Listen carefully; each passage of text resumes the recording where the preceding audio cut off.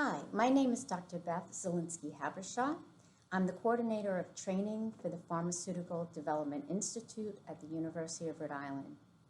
I'll be your instructor for this course on facilities cleaning, sanitization, and EM in a biopharmaceutical manufacturing facility. I hope you enjoy. The course Facilities Cleaning and Environmental Monitoring will be covering several topics. The first is a brief introduction to pharmaceuticals and biopharmaceuticals. Then we'll discuss who develops the guidelines for cleaning and environmental monitoring for the food and drug industries. We'll look at the type of facility that you'll be working in, where in the facility we'll focus our attention, when is cleaning and environmental monitoring required? Why is it required?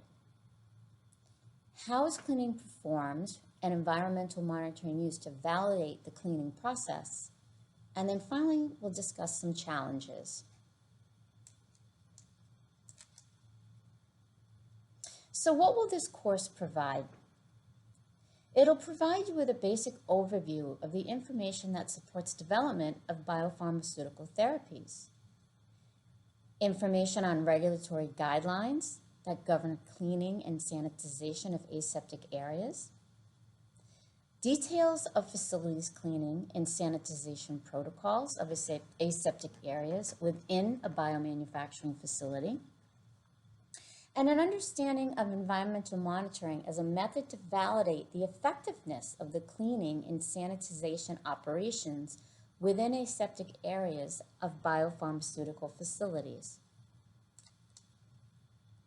And after this course, you'll have a solid understanding of why facilities cleaning, sanitization, and environmental monitoring are so critical for successful manufacture of a biological therapy.